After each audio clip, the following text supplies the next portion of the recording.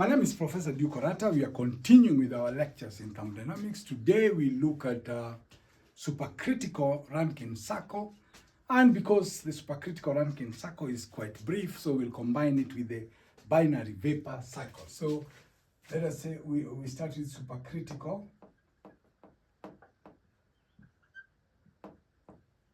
Rankine cycle, and we are also going to look at binary vapor cycle. So, starting with the supercritical Rankine cycle, is a very brief discussion. You just remember the Rankine cycle. Like we said, it is on a temperature entropy axis. That is the temperature, that is the entropy. And if you draw the saturated vapor curve,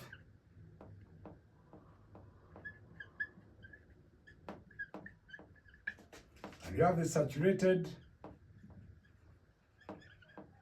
liquid curves, we said that for the Rankine cycle,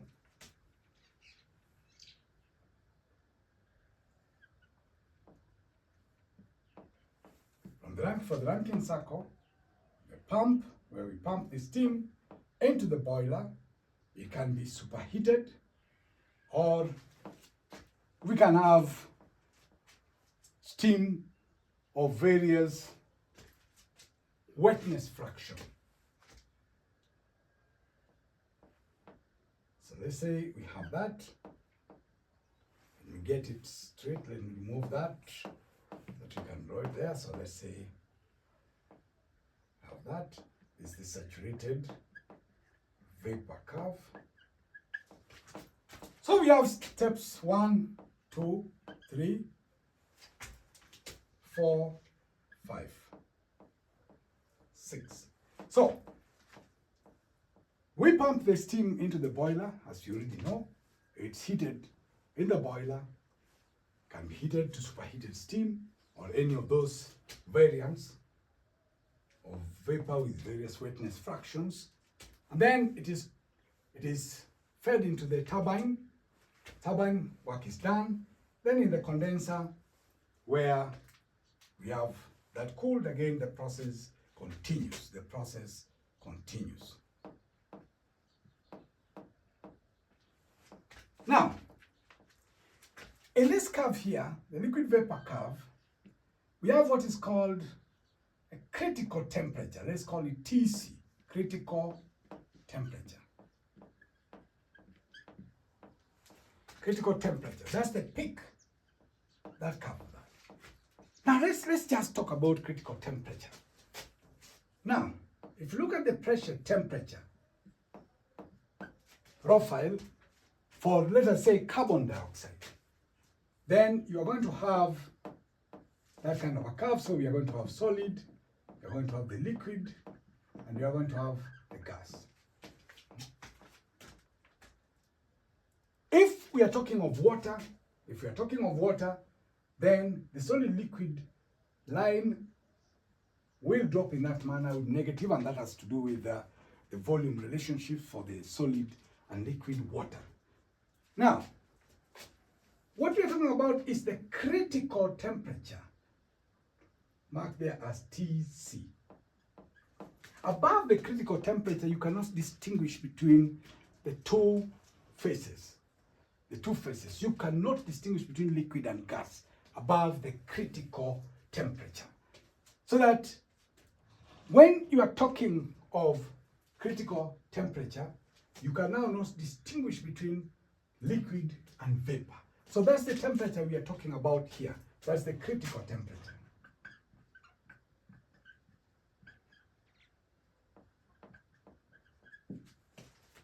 Critical temperature. So, what does that mean? So, if you continue increasing the pressure in the boiler, and by the way, when you increase the pressure in the boiler, it becomes even more efficient. Just in the same way, when you decrease the pressure in the condenser, it becomes much more efficient. So, as you increase the temperature, what are we getting? So, we are going to get the curves, which I'm trying to indicate with the shaded line.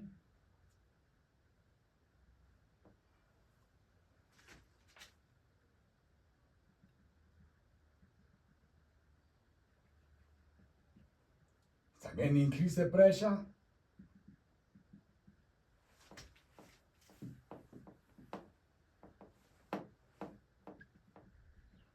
And then now you are above the critical temperature. You're above the critical temperature. So we have that broken line matrix there. Now you're above the critical temperature.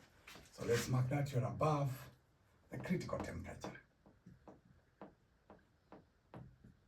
The critical temperature. Now, the difference here with the supercritical Rankine cycle is simply that now you're operating above the critical temperature. All the other processes remain just like we had discussed them. The superheated vapor will be cooled. You put it in the turbine, it does work. Then from the turbine, it's fed in the condenser where it is cooled. Back to the pump, pressure increased, pumped in the boiler.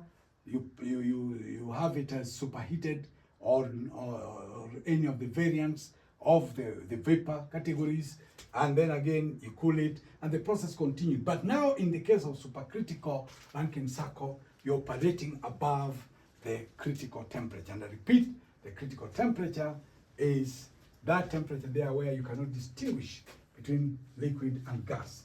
You cannot distinguish between the liquid and gas. So if you look at the temperature, pressure temperature profile, then you can illustrate it for most of these materials.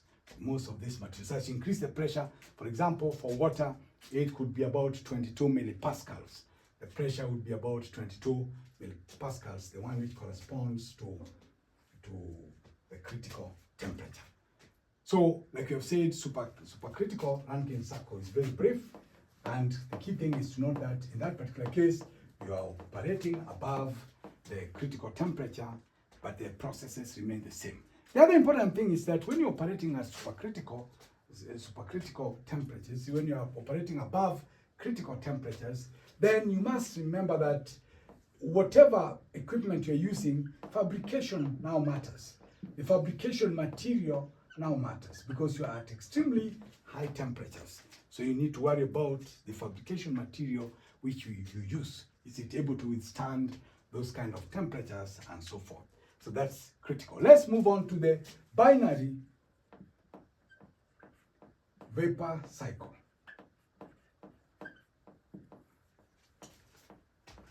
In the binary vapor cycle, we are using two fluids.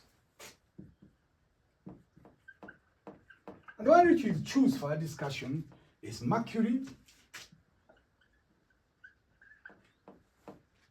We choose mercury, whose boiling point is above 300, and water. So of course, boiling point is about 100 degrees. So they have a difference in the boiling point at 1 atmosphere's pressure. So I repeat, binary, just like the word binary means two.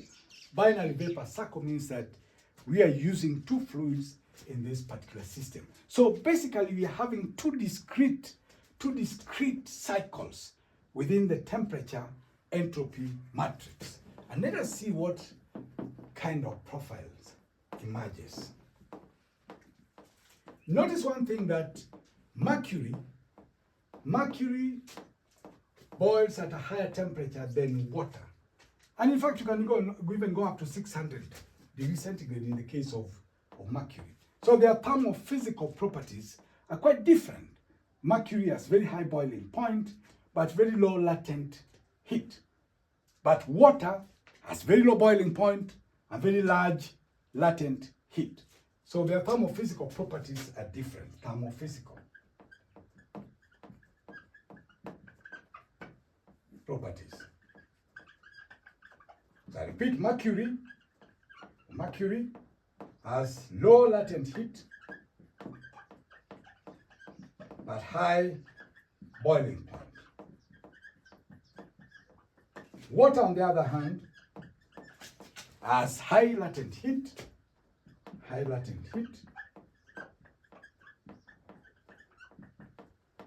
but low boiling point. So you would prefer mercury, especially because of the high boiling point, notwithstanding that water has a large latent heat. Now, if we draw the profiles on the temperature, entropy axis, temperature, entropy axis, then we will have our water, of course, at a lower temperature. It has a lower temperature. And we are used to the circle now.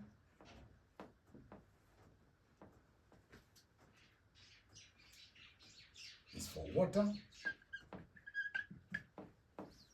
And here it's for mercury.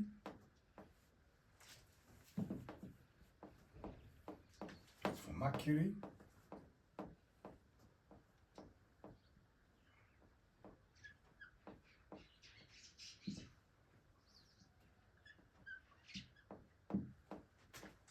So we can call those 1, 2, 3, 4, 5, 6, 7, 8, 9, 10, 11. Those are just labeling for ease of discussion. Now, what is significant here? We have said we have two fluids, different boiling points. The latent heat, not significant at this particular point, but we are more interested in how the two will interact. There is going to be interaction between these two systems. Remember, here we have the boiler, we have the condenser,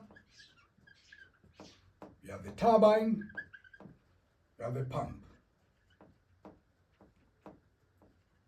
Same situation is here: boiler, condenser, turbine, pump. So what will happen is that for the mercury system, the heat which is discarded at the condenser will help to heat the steam in the water Rankine cycle. Remember that. Because heat is discarded here, this heat which is discarded, let's just put that heat discarded, let's say heat discarded,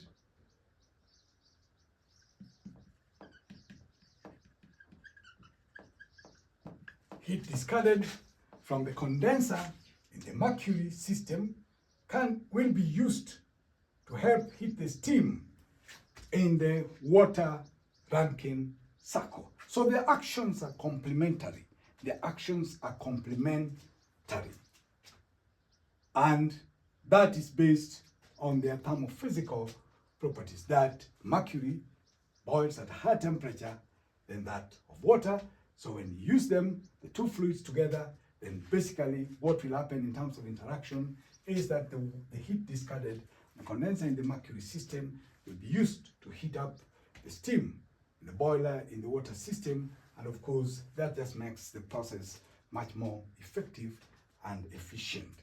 Because you have additional heat which is coming from another source.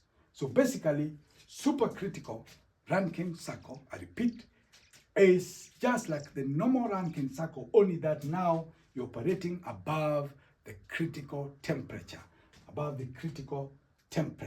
which we said, above which you cannot distinguish between liquid and vapor. And those temperatures are very high, so that the system must be fabricated so that it's able to withstand such pressures.